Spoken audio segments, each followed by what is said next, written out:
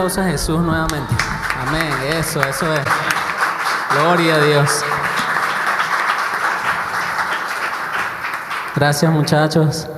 Qué bendición. ¿Cuántos dan gloria a Dios por este hermoso equipo de adoradores? Y hoy tenemos invitados que no son de la casa de oración. Estamos muy agradecidos. Después los presentamos mejor, al final, porque ya se me fueron.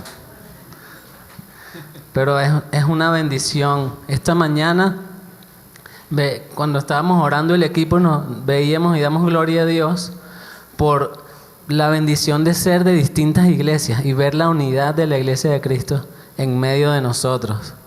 Y creo que estábamos hablando como más de 6 iglesias representadas y sé que aquí hay muchas más. Y es una bendición grandísima saber que la iglesia de Cristo en Caracas está unida en torno a la revelación de Jesús, en torno a Jesús. Ese es nuestro norte. Así que en nombre de la Fundación Semillero de Jesús, la Casa de Oración Semillero, quiero darles la bienvenida y agradecerles a todos por haber asistido, por haber recibido esta convocatoria. Hemos pasado ya casi cuántos años con esta pandemia y para muchos, o por lo menos para nosotros, este es el primer evento que hacemos presencial. Y sé que todo este tiempo que hemos pasado, tan extraño, en el que el Señor ha cambiado todas las perspectivas, ha sido difícil para muchos y ha representado un cambio de perspectiva en cuanto a nuestra relación con el Señor y nuestra vida de iglesia. Muchos han tenido que realmente darse cuenta de cuál era su compromiso con el Señor. Muchos han tomado decisiones, algunos se han apartado, otros se han apagado y otros han entendido que solo con el Señor es que podemos seguir adelante. ¿Y cuántos han vivido ese conflicto y esa lucha durante estos 2 últimos años? Ha sido tremendo. Y sé que muchos, más bien, en lugar de apagarnos y enfriarnos, encontramos ese camino, encontramos el sentido realmente de lo que es nuestra vida como hijos de Dios.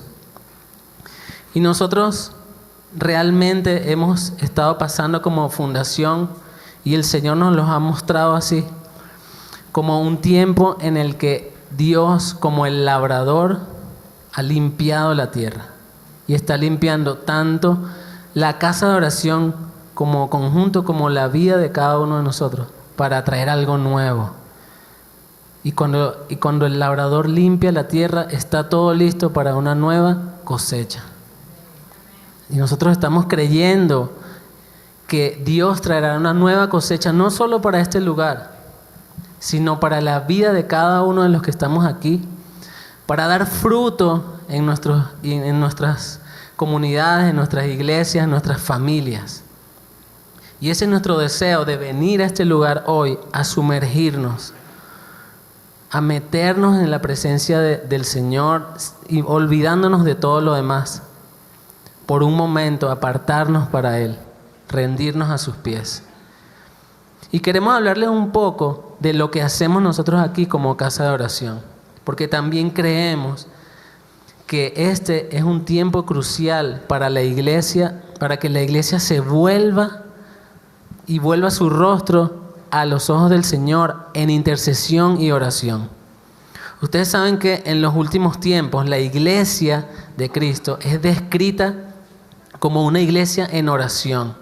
La iglesia del Señor recibirá a Jesús en su segunda venida orando en unidad con el Espíritu Santo y clamando en unidad: ven, Señor Jesús. Y quisiera leerlo en Apocalipsis para que podamos ir entrando en esta sintonía que el Señor quiere traer en esta mañana. Apocalipsis 22:17 dice: y el Espíritu y la esposa dicen: ven.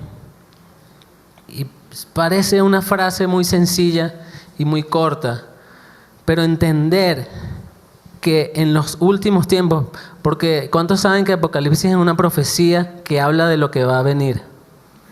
Y nos describe a la iglesia de una manera muy poderosa. Y hay 2 cosas muy claves aquí, que la iglesia es descrita como la esposa. Y es descrita unida en unísono con el Espíritu Santo, clamando una sola cosa. Entonces podemos creer y entender que en los últimos tiempos ya está escrito, está profetizado, la iglesia se levantará a una sola voz con el Espíritu Santo, con identidad de novia, y clamará, ven, en el tiempo correcto. ¿Cuántos lo creen? ¿Y cuántos son parte de esa iglesia que se entiende y se percibe como la novia de Cristo? Amén.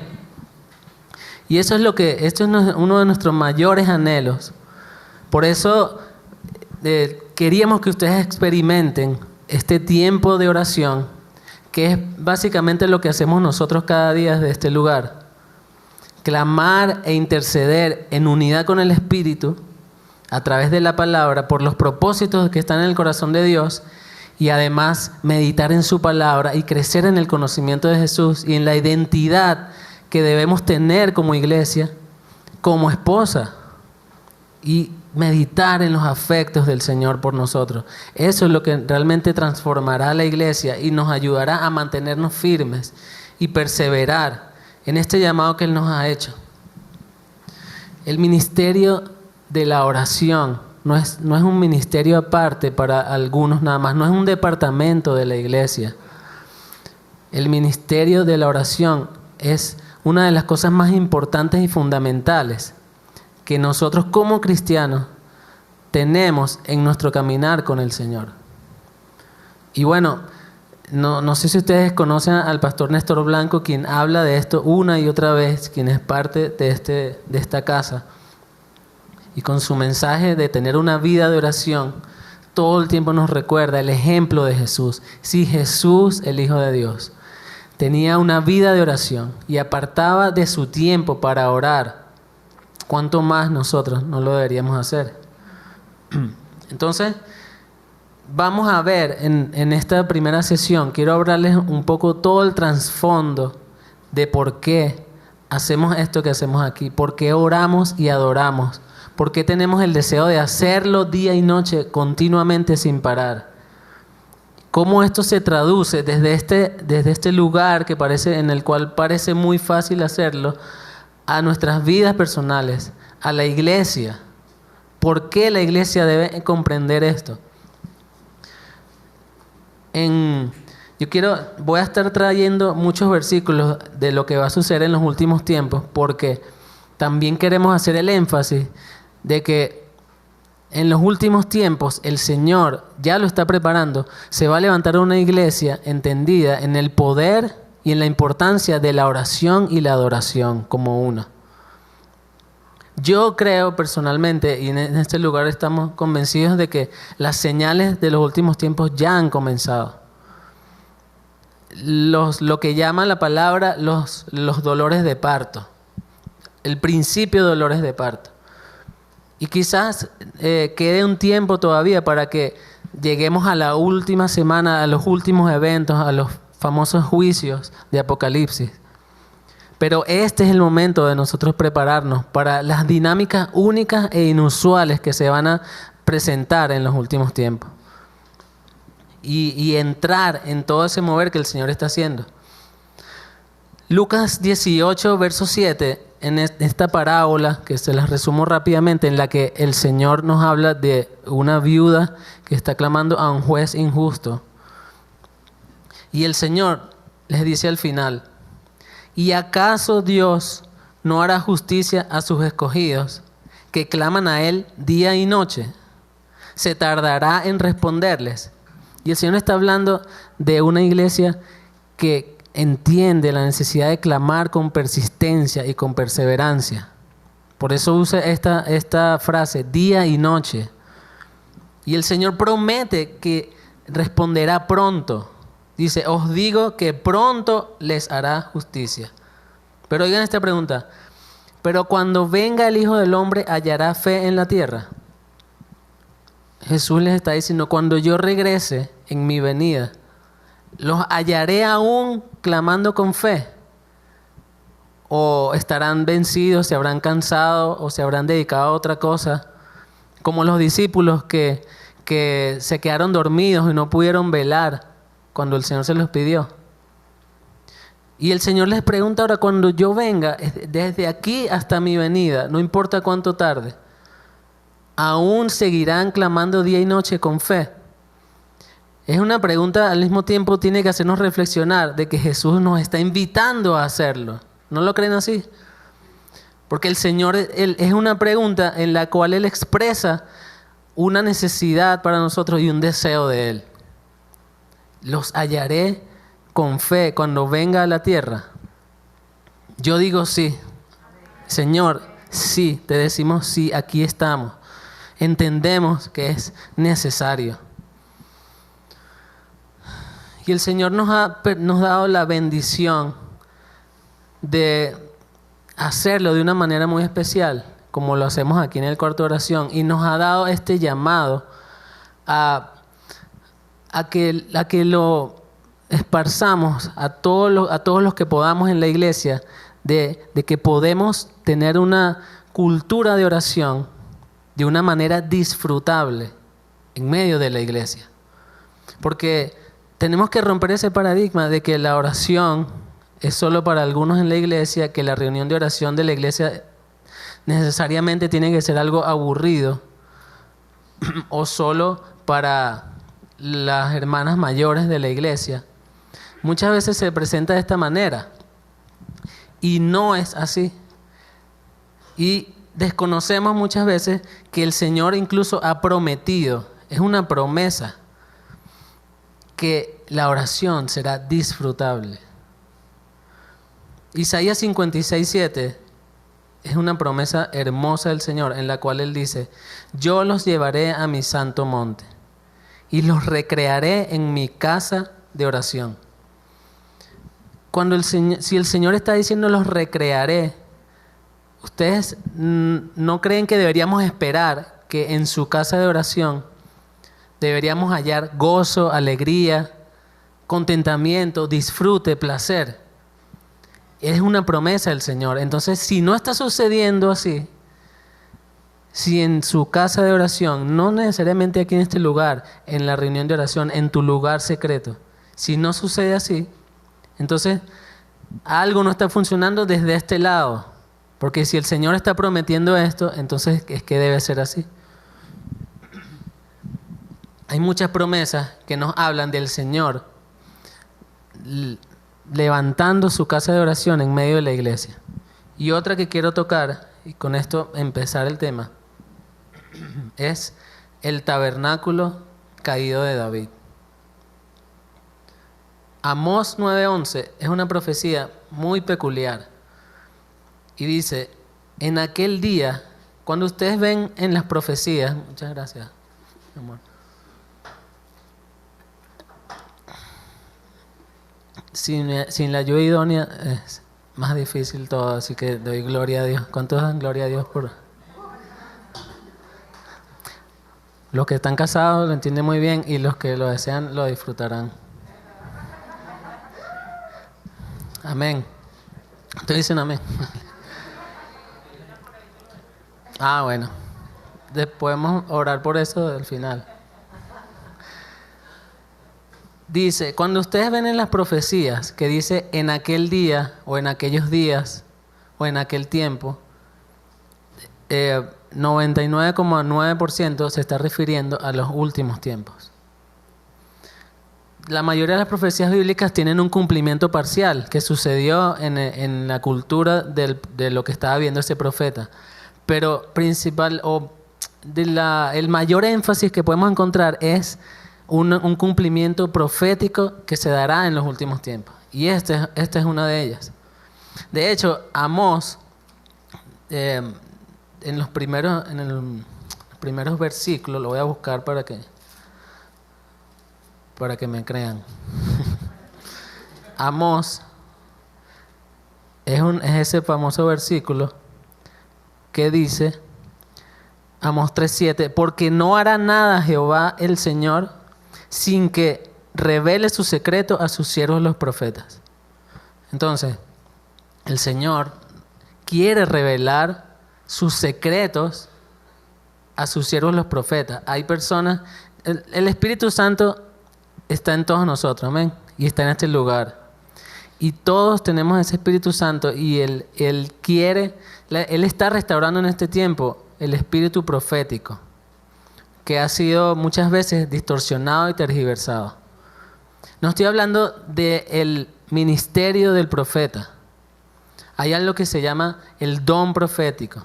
Y el Señor a muchos les ha dado ese don. Y profetizar no es otra cosa que hablar en nombre de Dios. El Señor quiere que aquellos que han recibido ese don lo descubran, lo crezcan en Él, lo comiencen a manejar, porque el Señor quiere hablar y dar dirección a su iglesia. Cuando el Señor dice, no mantendré mi secreto, sino que lo revelaré a los profetas, yo entiendo que tienen que haber profetas que reciban esos secretos y los hablen a la iglesia. Pues el Señor profetizó a través de Amós y dijo, en aquel día yo levantaré el tabernáculo caído de David. Cerraré sus portillos, levantaré sus ruinas y lo edificaré como en el tiempo pasado. Entonces, ok, Señor, tú levantarás el tabernáculo caído de David como en el tiempo pasado. Pero, ¿qué es el tabernáculo caído de David? ¿Qué es lo que vas a levantar? El tabernáculo es el lugar de encuentro con el Señor. Un lugar diseñado conforme a lo que se vio en el cielo. Un lugar en donde el pueblo podía encontrarse con la misma gloria de Dios. Desde el principio, desde Génesis, el Señor trataba o buscaba la forma de que hubiera una conexión entre Él y sus hijos y su pueblo. En el Edén era una relación íntima y directa. Recuerdan que dice la palabra que Jehová se paseaba por el jardín.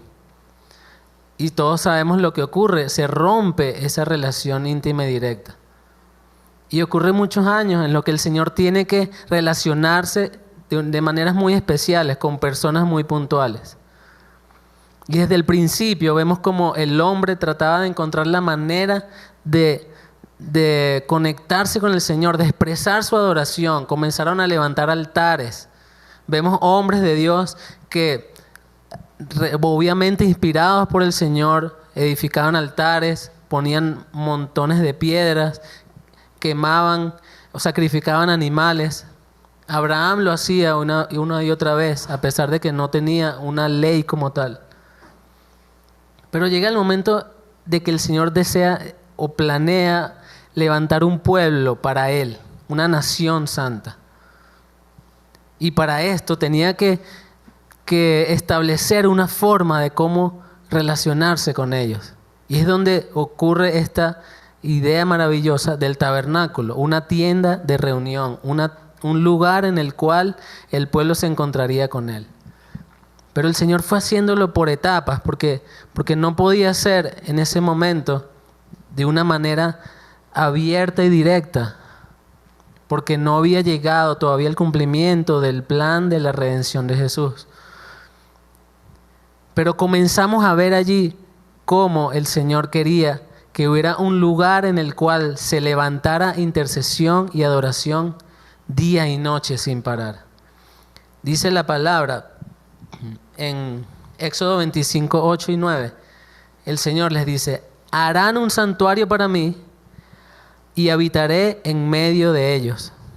Conforme a todo lo que yo te muestre y el diseño del tabernáculo y el diseño de todos sus utensilios, así lo haréis. Fíjense cómo el Señor le está diciendo a Moisés, yo te voy a mostrar una cantidad de cosas conforme a un diseño que ya existe en el cielo. Así como lo vas a ver en el cielo, así lo vas a hacer en la tierra. Recuerdan que la oración del Padre Nuestro dice, venga tu reino, hágase tu voluntad como en el cielo, también en la tierra. Pues el Señor nos dijo, quiero adoradores e intercesores que lo hagan como en el cielo, aquí en la tierra. Nosotros queremos hacer como se hace en el cielo. Y podemos saberlo, y la palabra nos lo muestra, y lo vamos a ver. Y además el Señor lo ha ido revelando poco a poco. Lo fue revelando con Moisés, y vamos a ver más adelante con David. Como el diseño en el cielo, Una vez más le dice, conforme a lo que yo te muestre, así lo harás. El deseo de Dios es habitar en medio de nosotros. Y esto se consumará en el milenio.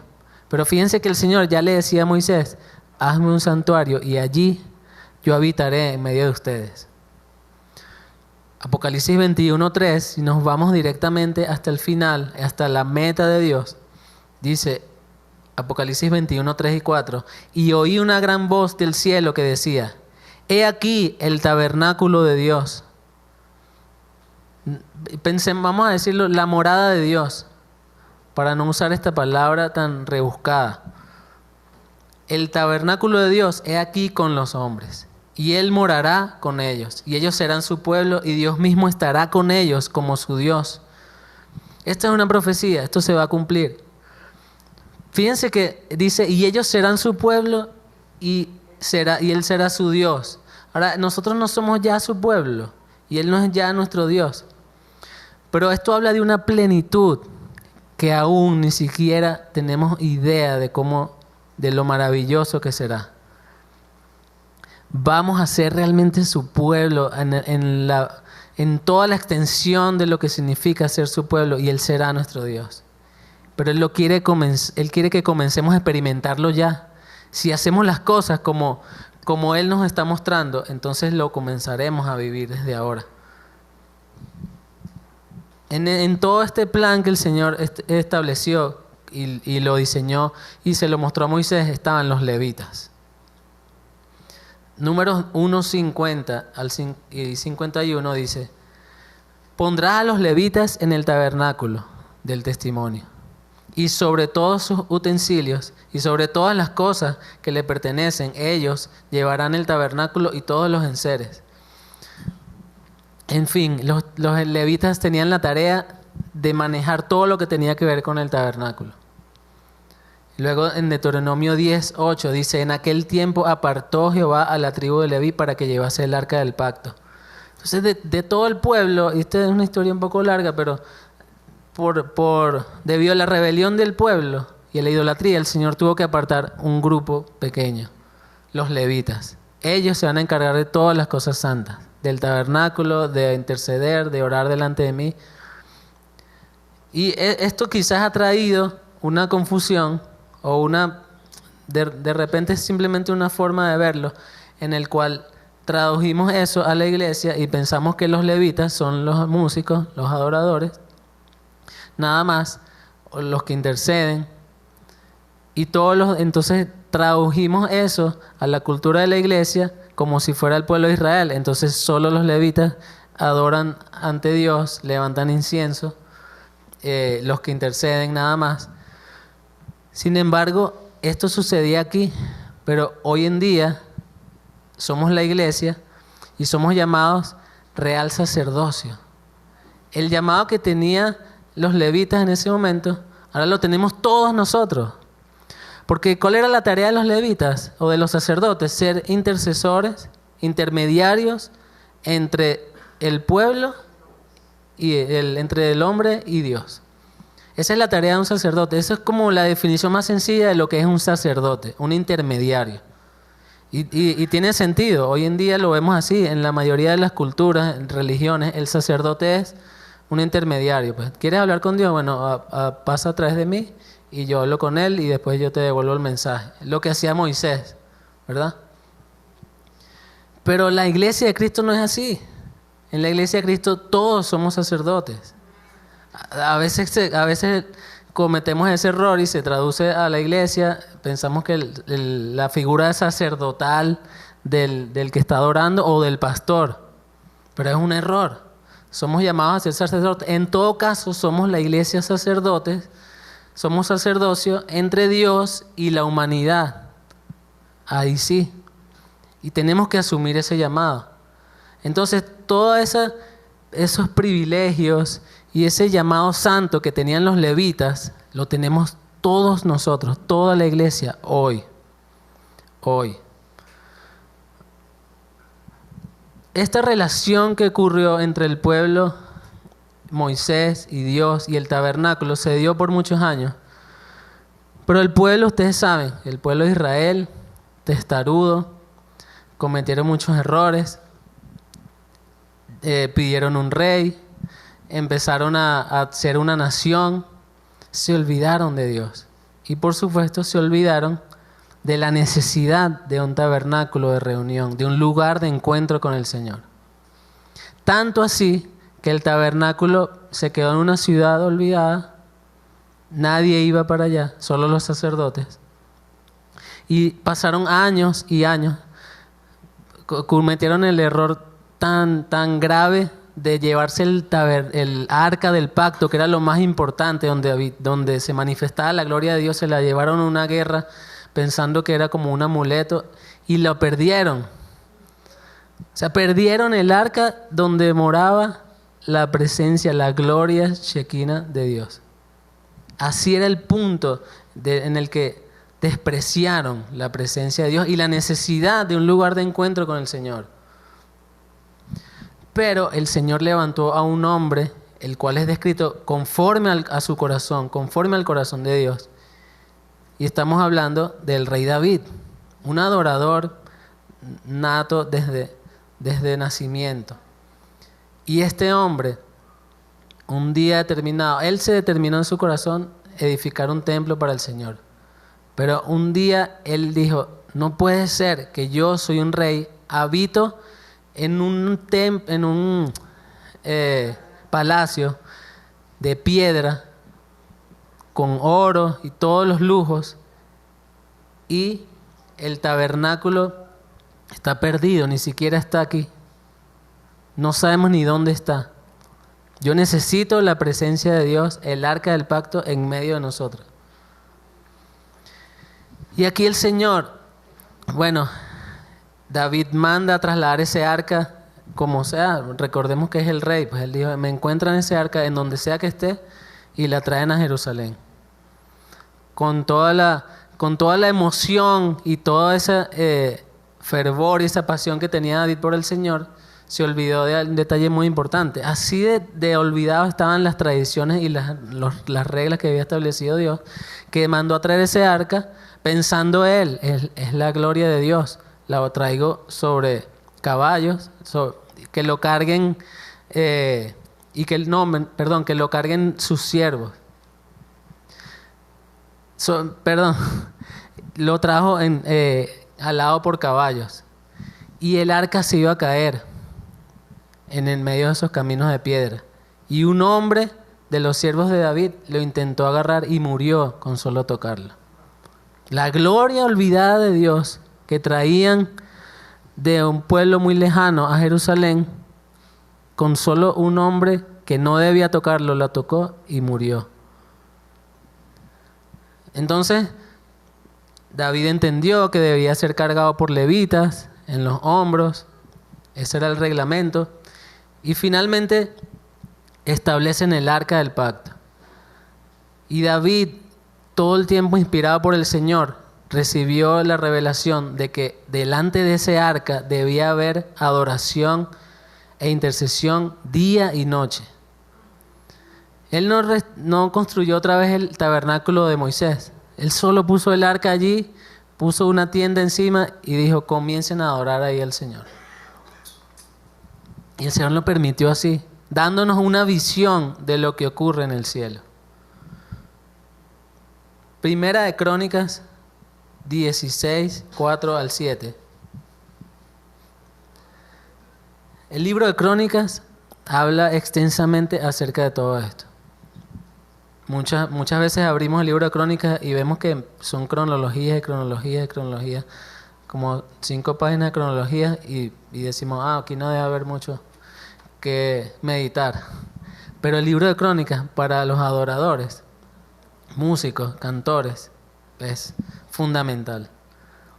Dice Primera Crónicas 16, 4 al 7, y puso David, delante del arca de Jehová ministros de los levitas para que recordasen y confesasen y loasen a Jehová, Dios de Israel. Y fíjense, todo era un orden. Asaf el primero, el segundo después de él, Zacarías, Jehiel, Semiramot, Jehiel, Matatías, todos ellos con sus instrumentos salterios y arpas. Pero Asaf sonaba los címbalos. ¿Eh?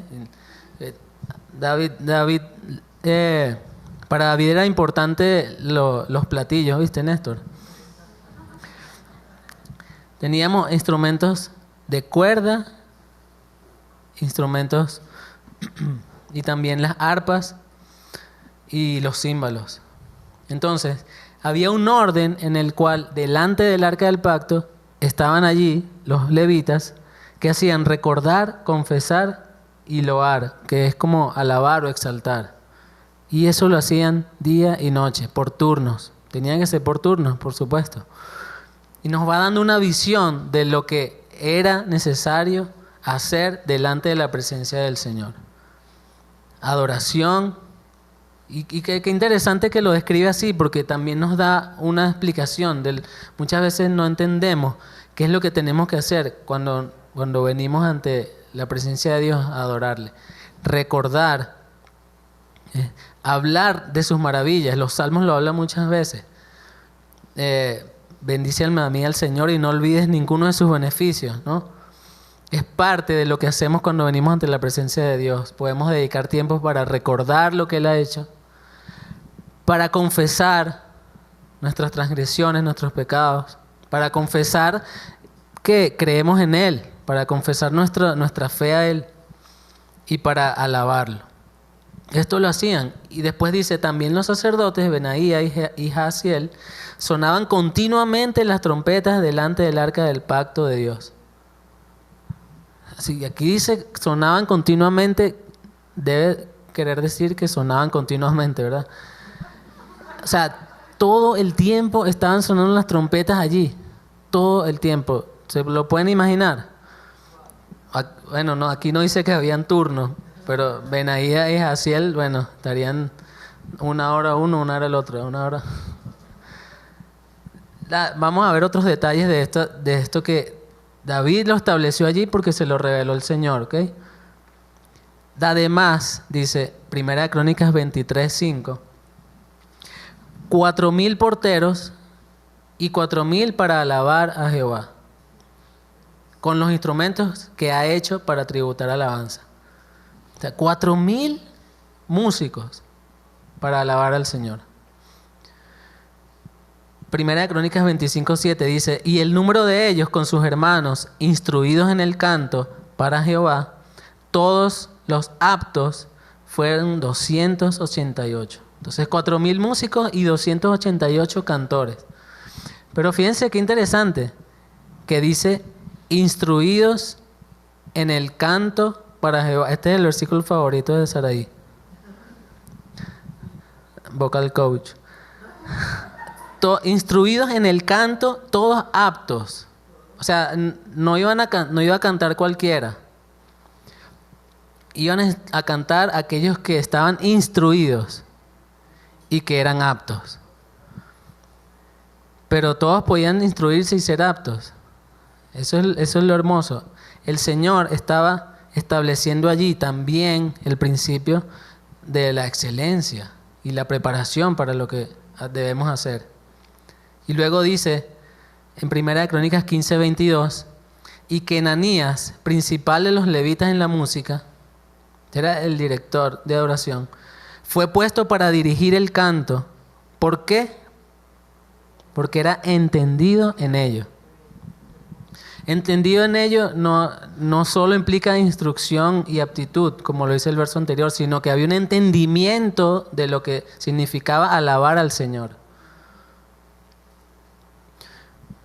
Dichoso aquel, dice, no me acuerdo cuál es el salmo, que sabe alabarle. Y saber alabarle va más allá de instruirse y de prepararse. Significa que sabes lo que estás haciendo cuando adoras al Señor. Ahora vamos a ver otro detalle más. 1 Crónicas 25, 6 al 8. Y todos estos, bueno, todos los 4,000, los 288, estaban bajo la dirección de su padre en la música, en la casa de Jehová. Porque participaban en familias. Cada turno era una familia. Hermoso esto, ¿verdad? en la casa de Jehová con címbalos, salterios y arpas para el ministerio del templo de Dios. Asaf, Jedutún, Emán estaban por disposición del rey, y el número de ellos con sus hermanos instruidos en el canto, todos aptos, fueron 288.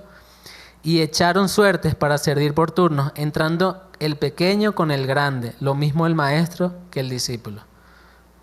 O sea, también había un respeto y una sujeción entre el director, que era el padre de la casa, pero todos participaban por igual. Lo mismo el pequeño que el grande, lo mismo el maestro que el discípulo. No había protagonismo, ni ninguno era la estrella del lugar. Todos participaban por igual. También había cantores, jefes de familia, esto es 1 Crónicas 9:33. Jefes de familia de los levitas, los cuales moraban en las cámaras del templo, exentos de otros servicios porque de día y de noche estaban en aquella obra. O sea, habían algunos dedicando su vida para esto. Esto es un llamado que el Señor va a hacer a algunos. Incluso en este lugar lo ha hecho con algunos de nosotros. Y David, entendiendo, y recuerden que todo esto era por revelación, entendía que debían estar exentos de cualquier otra labor para poder dedicarse día y noche a esta obra. Y de hecho hasta moraban en las cámaras del templo. Vamos con otro detalle también súper importante. 1 Crónicas 25:1-5. Dice: asimismo David y los jefes del ejército apartaron para el ministerio a los hijos de Asaf, Emán, Jedutún, para que profetizasen con sus arpas, salterios y címbalos. Recuerdan que hace un momento les hablé de la profecía, del don profético. Pues estos músicos profetizaban con sus instrumentos. ¿A cuánto, pero de verdad, sintieron que el Señor les habló de alguna manera cuando sonó el cello, por ejemplo? Abner estaba profetizando con su instrumento. Eso es profecía. Y estos músicos profetizaban con sus arpas, salterios y címbalos. Ahora, para que un músico pueda profetizar con su instrumento, tiene que ser que está en la presencia del Señor, que tiene comunión con Él, que tiene una vida devocional con Él. Esto no sucede simplemente con un talento o con ser virtuoso, lo cual es importante. Pero si un músico no tiene una vida de devoción con Él, una conexión con el Padre, no puede luego profetizar. Entonces esto lo podríamos ver como una opción, pero para mí no es una opción, para mí es un requisito. Los músicos tienen que tener esa conexión y esa relación con el Señor para poder profetizar constantemente con sus instrumentos. Y lo decimos desde el conocimiento y la experiencia que por años hemos vivido entre grupos de adoración de distintas iglesias. Y muchos de ustedes lo saben, son los ministerios más atacados. Muchas veces hay confusión entre lo que significa ser un músico de iglesia. Muchas veces desde el liderazgo simplemente se requiere un buen músico y ya. E ignoramos todo lo que debe estar detrás de cada uno de ellos. Las presiones que ocurren, los conflictos que ocurren en el corazón de los músicos y los cantores. En cuanto al ego, la competencia, a aquellos que tienen que al mismo tiempo servir con su talento en otras áreas que no son el contexto de iglesia, lo difícil que puede ser y cómo puede eso interferir en su conexión con el Señor. Y todos esos detalles son tan importantes a la hora de que un músico pueda realmente cumplir su labor de profetizar con sus instrumentos cuando están en el altar. Fíjense todos estos detalles que David estableció en el tabernáculo caído de David, en el tabernáculo de David, que luego es descrito una profecía en la que todo esto sería levantado nuevamente. Esto implica que también se iba a perder después de que David lo hizo. Y así sucedió. Aunque rey tras rey, después de toda la descendencia de David, hicieron todo el esfuerzo por restaurarlo una y otra vez, y lo vemos en el libro de Crónicas, cada rey, no sé si ustedes recuerdan, pero en la historia de los reyes, y especialmente en la historia de Crónicas, que la de Crónicas se especifica en la descendencia de David, vemos cómo venía un rey y apartaba a todo el pueblo de la adoración, traía idolatría, y luego venía otro rey y restauraba todo lo que había mandado David, y así lo dice la palabra, conforme a lo que había mandado David. Y lo primero que restauraban era la adoración. Y eso era lo que traía nuevamente bendición y avivamiento sobre el pueblo. Pero aún siendo así y sabiendo que sucediera así, volvían a apartarse una y otra vez, hasta que Jehová trajo juicio. Y el pueblo fue enviado a Babilonia, la nación de Judá. Y todo esto fue olvidado. Aún así, después que el Señor levanta al rey Ciro y milagrosamente vuelve la nación a la tierra de Israel, reconstruyen el templo, restablecen la adoración, todo esto se fue olvidando otra vez. Y en tiempos de Jesús, pues, nada más imagínense, el Señor ni siquiera tuvo que tropezarse con los músicos del templo porque no existían. Tuvo que tumbar las mesas de los cambistas. Pero adoración delante del templo no había allí. No había. Entonces, desde esta perspectiva, y vemos cómo se va perdiendo, pero hay algo que el Señor estableció, es que entendemos la promesa de Dios de restaurar el tabernáculo caído de David. Ahora, mucha gente interpreta esta profecía como por el lado de restaurar el gozo de la adoración de David, y lo hemos visto. Esa es una faceta. Es una faceta de lo que sucedía en la adoración. Pero también el Señor quiere restaurar lo que implica el reino, el gobierno, la autoridad, lo que ocurre en su iglesia a través de la intercesión. El Señor ha determinado que la iglesia gobierne a través de la intercesión, de la oración. Hay poder cuando la iglesia ora e intercede conforme a su palabra.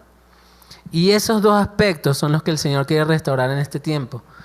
La adoración continua ante su presencia, pero también la intercesión para levantar una iglesia con autoridad, una iglesia que comprenda su llamado a establecer el reino de Dios en la tierra, a orar con su palabra y que ocurra lo que Él ha establecido, que ocurra.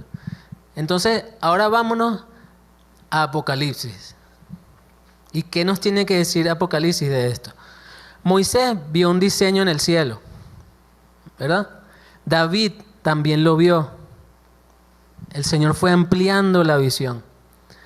Pero luego tenemos al apóstol Juan, que no fue que vio más que los otros dos, sino que pudo escribir más de lo que vio. Y el Señor lo determinó así. Entonces, el apóstol Juan tuvo una visión del trono del Padre en los cielos y lo escribió. Todo el libro de Apocalipsis es la revelación de Jesús y fue determinada de esta manera. El Señor, el Dios Padre, le dio a Jesús una revelación de Él para que la diera al ángel que le enviaría a Juan, y Juan la escribiría para que todos nosotros la tengamos hoy. Entonces es una faceta de lo que ocurre en el cielo que Dios necesita que nosotros comprendamos hoy. Hay mucho más que vamos a entender, pero lo que necesitamos comprender hoy está en el libro de Apocalipsis. Y esta mirada rápida que vamos a hacer de Apocalipsis 4 y 5 nos va a dar el otro aspecto, el sentido profético de lo que hacemos. Voy a leer Apocalipsis 4 Y vamos a ver, de verdad, ahí donde ustedes están, imagínense que están viendo un video. Porque no había forma de expresar para Juan lo que él estaba viendo, sino a través de estas palabras. Y hemos perdido en este tiempo esa capacidad de expresarnos a través de las palabras. Entonces imagínense que están viendo un reel de 1 minuto. Esto es la forma en la que se comunica hoy las cosas. Pero este era el reel de Juan. Después de esto, he aquí una puerta abierta en el cielo. Y la primera voz que oí como de trompeta hablando conmigo dijo: sube acá y te mostraré las cosas que sucederán después de esta. Y al instante estaba en el Espíritu, y he aquí un trono en el cielo, establecido en el cielo, y en el trono uno sentado. Y el aspecto del que estaba sentado era semejante a piedra de jaspe y de cornalina. Y había alrededor del trono un arco iris, semejante al aspecto de la esmeralda. Y alrededor del trono había 24 tronos, y vi sentados en los tronos a 24 ancianos vestidos de ropas blancas, con coronas de oro en sus cabezas. Y del trono, no se pierdan esto, del trono salían relámpagos y truenos y voces, y delante del trono ardían 7 lámparas de fuego. Ayer hubo super truenos en la ciudad de Caracas, una lluvia tremenda. Yo me senté en el balcón de donde vivimos, que es una vista hermosa, con mi hija, porque se veía el trueno, se veía. Ella le da miedo y sale corriendo. Y decía: no, Sofi, siéntate aquí, vamos a ver, ahí va a salir ahí, espérate un momento. ¡Chá! Y salía el rayo, el trueno, pues. Y salía corriendo y se ocultaba. Yo decía: no, Sofi, es el poder de Dios. No le tengas miedo, porque Dios está expresando allí su poder, todo su poder. Debemos temer y tenerle reverencia, pero no miedo. Ahora, esos truenos que son tan impresionantes, el trono del Padre está rodeado de truenos y relámpagos. No es cualquier cosa. Son los mismos truenos que vemos a la distancia y que ni nos imaginamos cómo será. Y voces y 7 lámparas de fuego, la plenitud del Espíritu Santo alrededor del Padre, que son los 7 Espíritus de Dios. Y delante del trono había como un mar de vidrio semejante al cristal. Y junto al trono y alrededor del trono 4 seres vivientes llenos de ojos delante y detrás. Ahora vamos a describir estos seres vivientes, que no son cualquier cosa. Son ángeles, seres espirituales. No los imaginen como monstruos. Son unos seres hermosos que están allí. Tienen una función muy especial. Vamos a ver cuál es. Bueno, el primero era semejante a un león, el segundo semejante a un becerro, el tercero semejante a un hombre y el cuarto a un águila volando. Son facetas de la majestad de Dios. Están siendo expresadas allí. Y los 4 seres vivientes tenían 6 alas, y alrededor del trono y por dentro estaban llenos de ojos. Estaban llenos de ojos para poder captar toda la majestad y la belleza de Dios. Pero también por dentro, porque esa majestad los llenaba completamente. Necesitan tantos ojos para recibir toda la gloria de Dios en ese momento. Pues dice: y no cesaban día y noche de decir: santo, santo, santo es el Señor Dios Todopoderoso, el que era, el que es y el que ha de venir. Estaban cantando. Isaías 6, después lo buscan, es una descripción de una visión de Isaías, del profeta Isaías, en la cual él ve lo mismo más de 600 años atrás. Seres vivientes cantando: santo, santo, santo es el Señor Dios Todopoderoso, el que es, el que era y el que ha de venir. no cesaban día y noche. Es decir, toda esta majestad que vemos allí, acompañada de adoración día y noche, día y noche. Y siempre que esos seres vivientes daban gloria y acción de gracias al que está sentado en el trono y al que vive por los siglos, los 24 ancianos también se unen y postran sus coronas y comienzan a cantar: Señor, eres digno de recibir la gloria y la honra y el poder, porque tú creaste todas las cosas y por tu voluntad existen y fueron creadas. Entonces lo que está ocurriendo allí constantemente es una reunión de oración y adoración en el cielo. Eso fue lo que subió a ver David y trató de establecerlo en la tierra frente al tabernáculo. Lo que vio Moisés.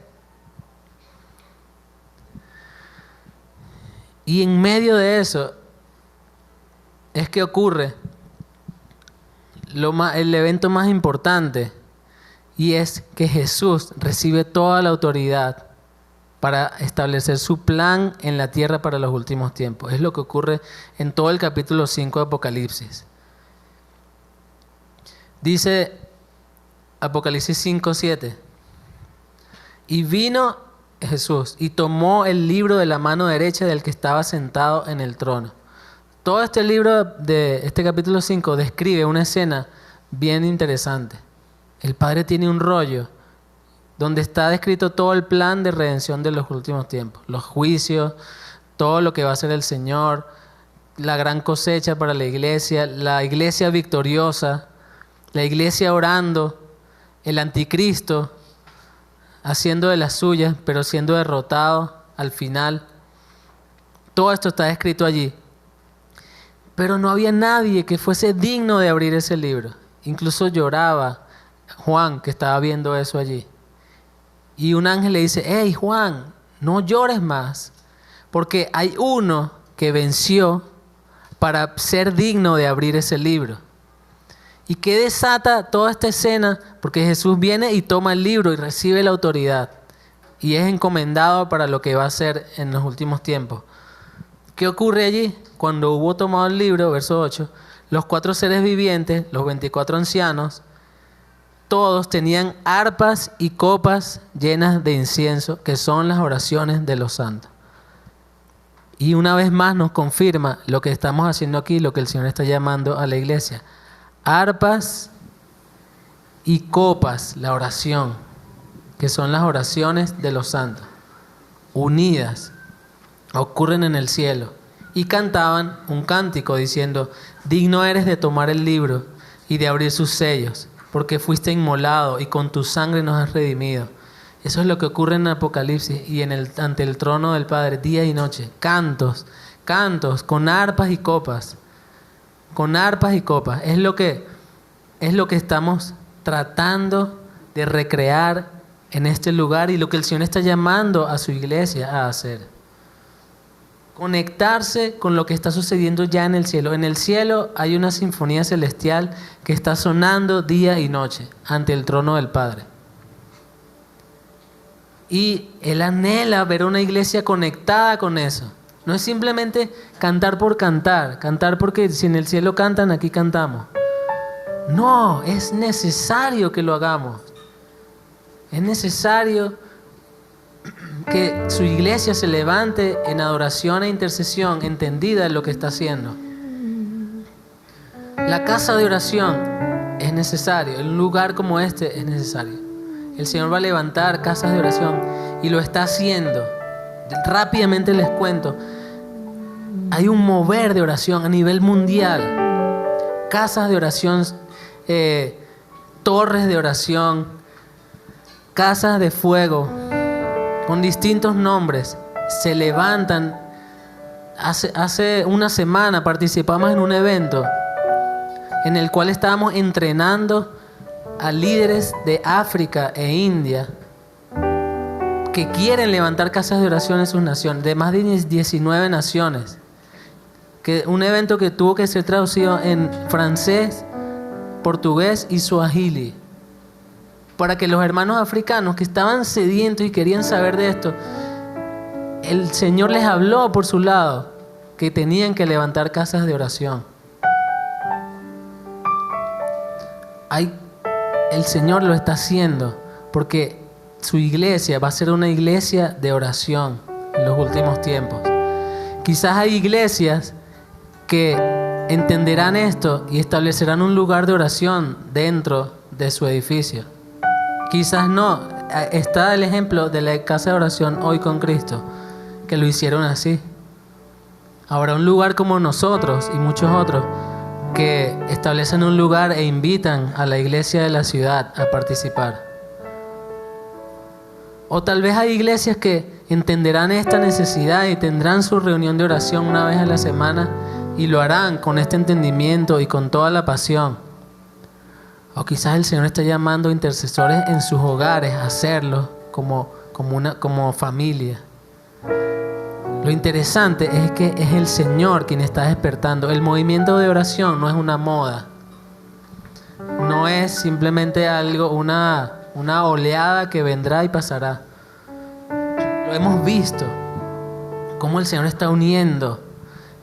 Es hermoso cómo vemos gente entendida, ministerios que se están uniendo y están entendiendo la necesidad de la casa de oración. Y han recibido esta revelación a la par que nosotros y que muchos en esta nación. Porque es una necesidad. La iglesia necesita levantarse en oración y proclamar que Jesús es el único digno. Y nada más entender eso y ser instrumentos para que el incienso suba y suba día y noche. Ya eso para el Señor es hermoso y es suficiente de nuestro llamado. Malaquías 1:11, y con esto voy a cerrar, dice: porque desde donde nace el sol hasta donde se pone, es grande mi nombre entre las naciones. En todo lugar se ofrece a mi nombre incienso y ofrenda limpia, porque mi nombre es grande entre las naciones.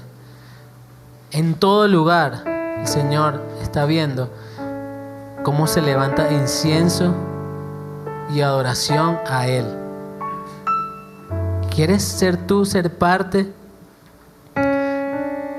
de este incienso que se levanta ante Él? ¿Quieres hacerlo entendiendo el valor que tiene, el poder que tiene en estos tiempos? Quisiera que dedicáramos estos últimos minutos a adorar al Señor con este entendimiento, declarando su dignidad. Nos hemos encontrado con Él en la intimidad, a sus pies. Y hemos visto a través de la palabra cómo el Señor está planeando esto desde el principio.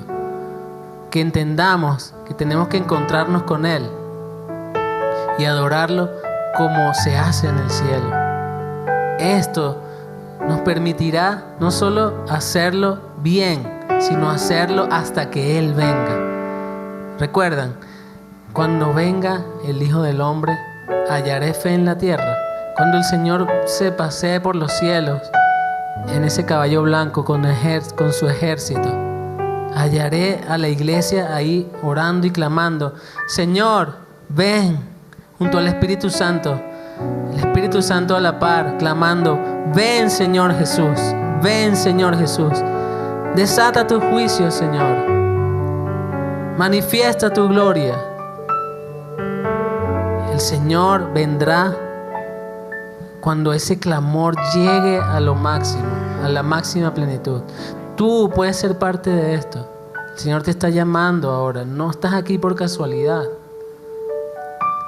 Muchos en la iglesia serán de la mayoría quizás que simplemente continúen su vida y de repente se sorprendan. Dice la palabra que tenemos que velar para que ese día no nos sorprenda como un ladrón. O sea que podría no sorprendernos, sino hallarnos listos, preparados. Debe ser así. Dice Pablo en 1 Tesalonicenses: pero ustedes no son de los que duermen. Y te digo a ti, no eres de los que duermen, sino de los que velan y están alertas, clamando para recibir, para anunciar que viene. El Señor está levantando precursores en este lugar. Un precursor es aquel que anuncia la venida de otro. ¿Quieres tú ser un precursor de la venida del Señor, como lo hizo Juan en su primera venida? Quieres anunciar, viene el rey, ya viene. La parábola de las vírgenes nos habla de una persona que salió gritando, diciendo, ya viene el novio, ya viene el novio. ¿Quieres ser tú de aquellos que están listos velando y que saben que cuándo va a venir? Quizás no es el día y la hora, pero que saben que vendrá y están listos para alertar a los demás. Yo creo que el Señor está levantando profetas, está levantando aquí personas que están listas para esto. Así que vamos a comenzar a adorar. Silvia, si tú quieres agregar algo, quiero que cerremos este tiempo en adoración, clamando a nuestro Dios.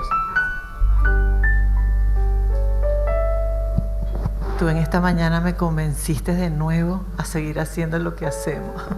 Qué hermosa palabra de Crónica. Amén. Y nosotros hemos gemido por ustedes. Nosotros lloramos y clamamos y ayunamos por cada uno de ustedes que están aquí. En verdad. Y soñamos con este día, porque es a lo que Dios nos llamó y estábamos como alejados por todo lo que estaba pasando. Y nos reunimos y dijimos, vamos a hacer algo. Vamos a hacer algo por estos jóvenes que Dios está llamando igual que a nosotros. Cuando Dios me llamó hace un poco de años, yo preguntaba a mis líderes, ¿cómo sé que tengo el Espíritu Santo? Decía yo. ¿Cómo sé que yo tengo el Espíritu Santo?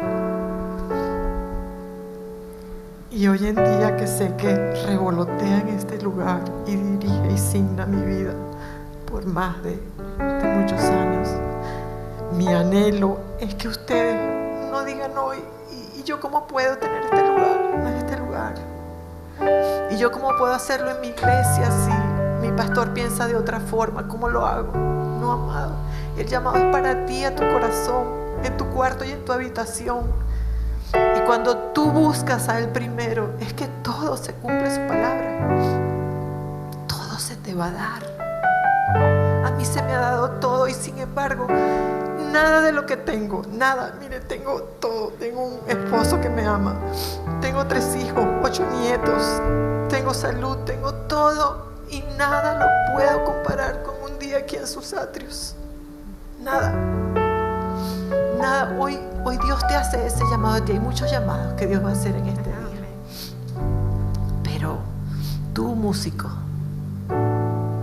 tú, cantante, tu voz, tu vida, todo lo que tú tienes, Dios lo creó para Él. Aquí todo se trata de Jesús. Jesús es mi vida, Jesús es mi aliento, Jesús es mi sustento. Jesús es el quien me da todos los regalos que tengo en esta vida. Sí, los 8 nietos son coronas y tú los puedes tener. Pídeselo hoy. No, búscalo a Él. Vamos a meternos en las cámaras con el Señor para cerrar este tiempo. Y que sea el Espíritu Santo de Dios que te hable ahorita. ¿Cómo puedes cumplir ese llamado que Él te está haciendo en esta mañana?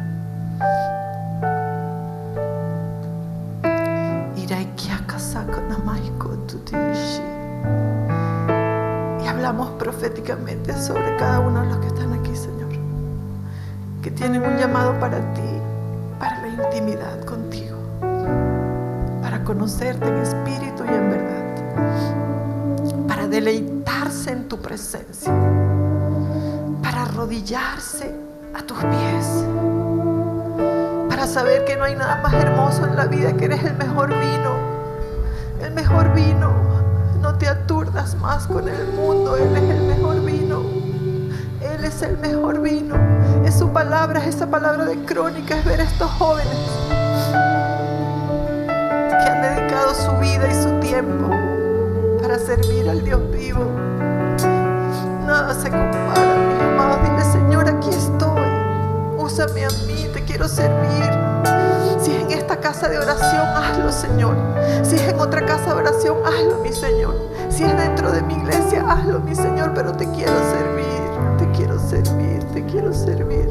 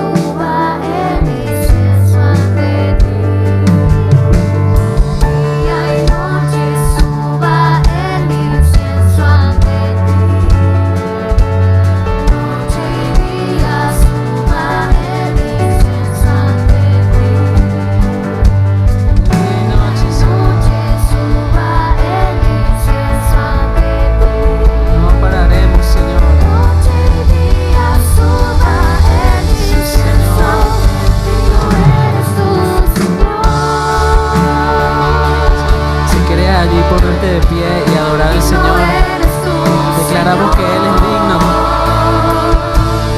Tú, Señor, tú eres digno.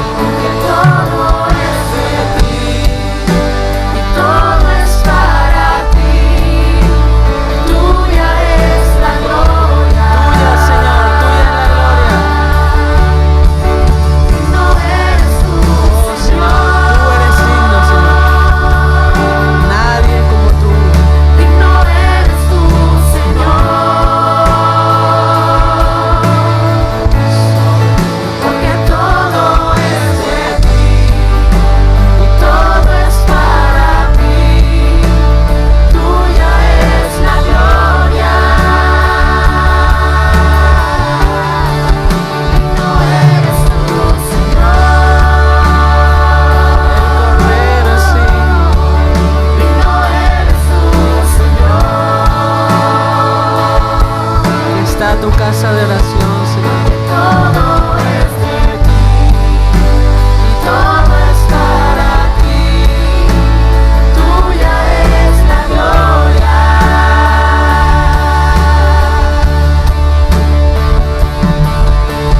Día y noche Sí, Señor. suba el incienso. Aquí estamos, Señor, levantando el incienso.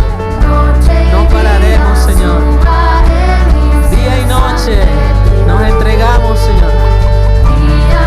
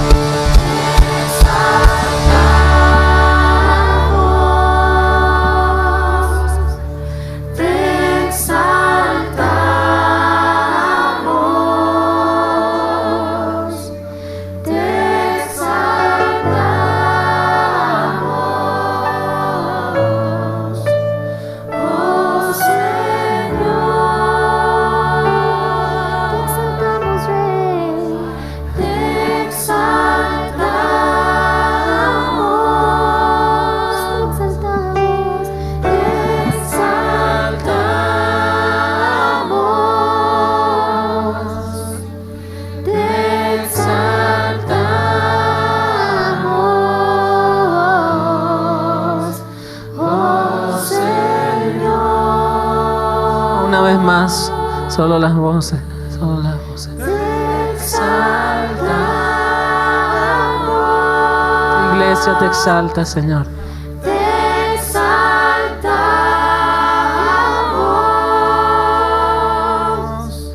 Te exaltamos. Gracias, Señor. Oh Señor. Gracias, Señor. Gracias, Dios. Tu iglesia te exalta en este lugar. Tu iglesia te alaba en este lugar. Alábale, alábale con tu voz. Alábale. Sí, Señor, te alabamos. Gloria a ti, Señor. Apláudale más fuerte. Amén, Señor. Tú eres digno, Señor. Tú eres digno. Tú eres digno, solo tú. Recibe esta ofrenda, Señor. Recibe esta ofrenda agradable para ti. Amén, amén.